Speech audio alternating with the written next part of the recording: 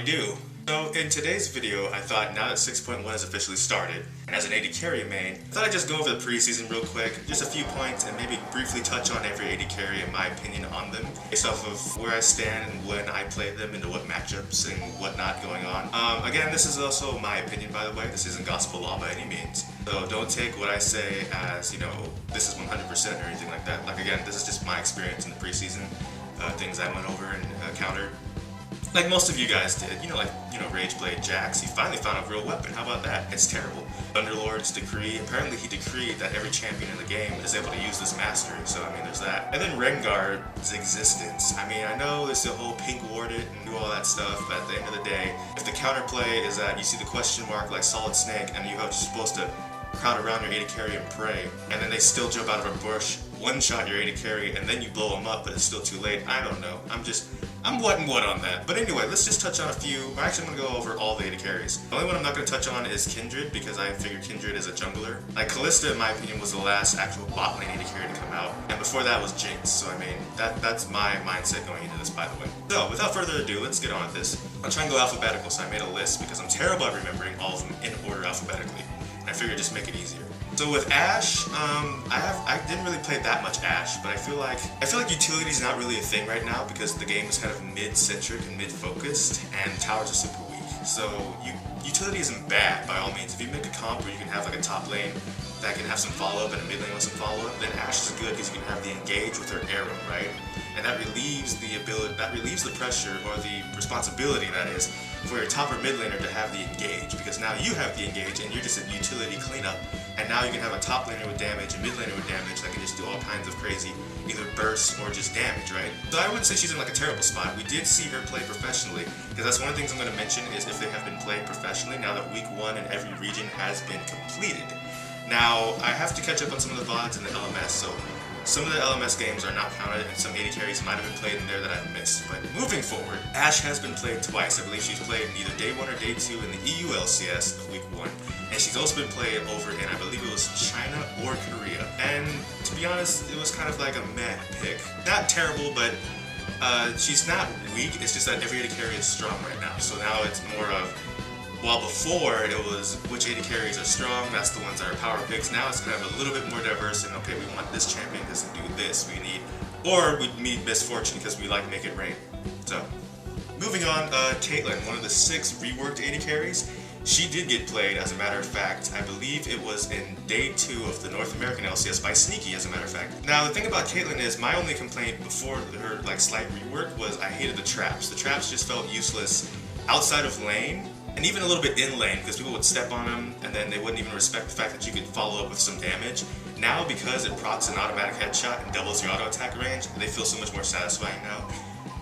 I think her and kog'maw are kind of on the low end of the 6 that were changed though, but she's still powerful like in the right hands. Like, she's not bad, especially with how weak towers are.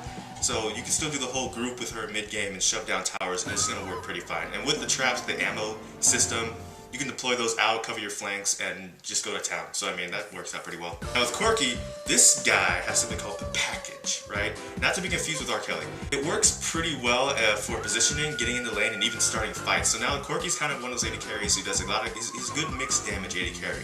When you have maybe too much of one thing and you need some mixed damage on your AD carry now as well. But he also has some engage a little bit. I wouldn't recommend it, of course, but he does have some method of engage now with the package because he can still use Valkyrie afterward. So I think that's pretty good. He's in an okay spot. He's getting picked quite a bit of places because some, teams and comps are doing like a double poke, double AD comp, and it's actually working out pretty well for him. It's Corki. He's always going to show up, even if he's not meta, because he's always meta. I don't know how that works, but it's Corki. Draven, meanwhile, we haven't seen anywhere yet, but Draven is not really in a bad spot. He's always in the spot he's kind of always been in, which is, if you're good with him, then he's always meta for you. And if you're not good with like catching axes or nothing, you probably don't want to touch him until you practice. So there's that. But we probably will see him as like pocket picks across the regions or something at some point. Ezreal, meanwhile, he's like in the same boat with Corki. He's extremely powerful right now because blue build is actually really good right now because, again, poke comps, kite comps, stuff like that is starting to show up and it's starting to delay out what's supposed to be these quick game times. And it allows Ezreal, who a lot of people complain it takes too long for his power spike to come in, it allows him time for his power spike to come in because games are starting to be dragged out. So he's actually okay right now, in my opinion. I played a few games with him, and he does incredible damage at level 1 with Thunderlords. Graves, meanwhile, was also one of the 6 change AD carries, and this guy can go top, jungle, and AD carry, and he's like extremely powerful right now. I know they like hot fixed him a little bit, changed a few things, but he's still pretty good. So definitely, the only thing I don't like about Graves is the reload mechanic, because I feel it's a little bit clunky for last hitting, and that's also because I'm not very good at last hitting, so that's kind of a little bit of a bias thing. But he's still good. He's definitely good. He's a power pick. He's being played across all the regions and different spots. So I mean, definitely, Graves is good. Jinx, meanwhile, I'm hecka biased about, because a lot of people would actually say she's one of the weaker AD carries in this meta. Primarily because just Demolitionists, period, are weaker AD carries in a meta where towers are already disgustingly weak, right? So you don't need the Demolitionist that takes till late game to scale up, when you can do the same thing with a caster AD carry with a BF sword, right? And my argument and counter argument is, yeah, but that means the Demolitionists are going to take those weak towers even better. At the same time, I get the argument. It's just in my bias. I don't agree that she's one of the weaker ones. Even though they nerfed Fishbones, the attack speed is down 15%, and then she had like a ton of bug fixes, even going into 6.1, which is kind of annoying because one of the bug fixes, one of the bugs actually did cost me a couple of games, but I did spam her actually mostly through the preseason, just to see the different changes, especially Runon's Hurricanes. Now, in my opinion, the Runon's Hurricane change is a buff, because that is very entertaining to use now, where the smaller bolts are now mini rockets, especially if you're using the Slayer skin. It's like you're shooting a wave of fire. But, you know, biased to get to my main. So that's what I mean. This is my opinion. You should not take what I say to heart. We haven't seen Jinx played anywhere, though. We did see her hovered once in North America, but only for about 2 seconds. Meanwhile, Callista was someone people thought was going to fall off, and Callista turns out that she's actually pretty fine right now. To the point, she really only needs about the Blade, Runons, and maybe Bloodthirster or Mercurials for lifesteal, and then she can go straight defensive and still do quite a bit of work depending on the enemy team comp. So she actually pulled through the preseason woes just fine. But kog'maw, meanwhile, we haven't seen anywhere yet. I expect him to come out with these poke comps starting to become a thing. And kog'maw's like 580 attack speed cap is very, I want to say satisfying, but it's very good if you can get to that point, right? That's part of he's in the same kind of boat with Jinx, in the point of why wait till that long to scale it up though, when you could just do the same thing with a Misfortune or a Lucian or a Corki, something in the mid game where the game's kind of focused right now. You don't really get to the late game that often. Except in the pros. The pros, they're finding ways to delay the game out, but they're delaying the game out still with these mid-game champions. So I mean, it's what and what. It's also week 1, so it's not going to be like the best of plays in any of the regions, but you know. Lucian and Misfortune, they're both kind of in the same boat, as in they're like power picks. They're played everywhere. They've got ridiculously good synergy with Thunderlords. Misfortune, you've got nerf, but Make It Rain is still Make It Rain. And Lucian's ult still 100 to 0s you pretty satisfyingly now, so I mean. Also, Project is the best skin, I'm just going to say that. Quinn, meanwhile, Quinn is everywhere. She's mid, jungle, top, and AD carry. I've seen all of those at this point. She's still pretty powerful. That blind is very annoying. I have eyes I like seeing, I don't like it. Sivir, meanwhile, is kind of in the same boat as Ashe, with the whole utility thing. It's not necessarily needed per se, but it's not bad if you make a comp that needs that utility. That's the kind of boat that Sivir's in. I haven't seen a Sivir yet, but when we do, it's probably going to be on that standpoint, right? We need champions we need to have sped up. Towers are so weak that even if Sivir's behind, she's going to take down towers though, so we'll see Sivir eventually. Like I said, it's only week 1, you could have only, as an AD carry player, you could have only picked 2 champions so far anyway, so the meta's going to eventually shift to, I don't expect the meta to be what it is now by the time we're going to the Worlds, for example.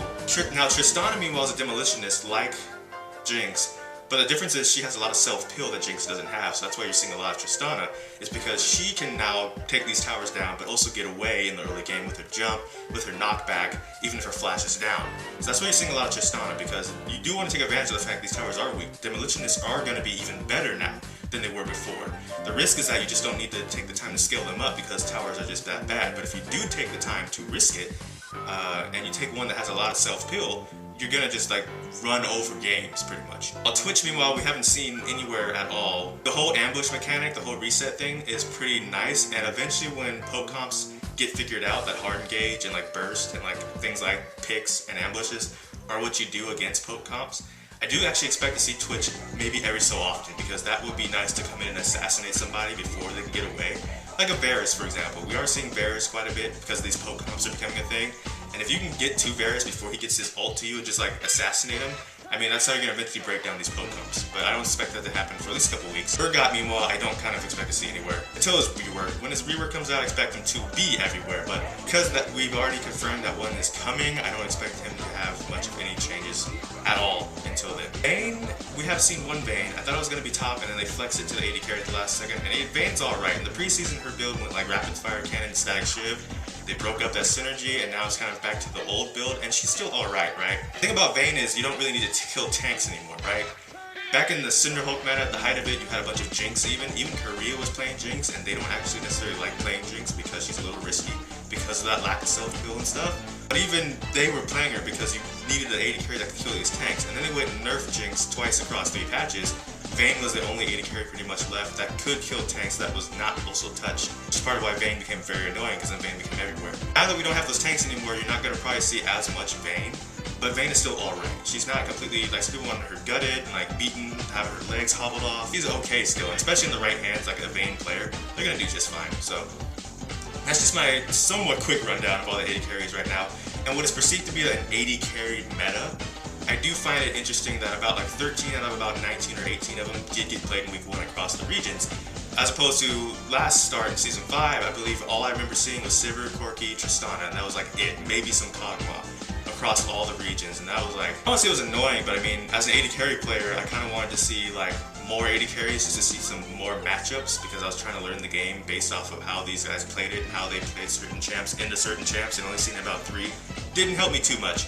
Now seeing about 13, even though it's been a longer time that I've been playing the game, it does just help a little bit more. So I am probably excited to see about that. There's some, item changes and stuff that I could go over as well. Like, I personally still like Rapid Fire's Cannon. I'm probably still never buying Phantom Dancer just because I like playing like the more immobile carries the most, like Jinx, so I want to stay as far away from people as possible. So I'm probably just going to always buy Rapid Fires over Phantom Dancer. I'm probably never buying Phantom Dancer, like, ever. Thunderlords is like level 1 cheese on anybody, actually, surprisingly so.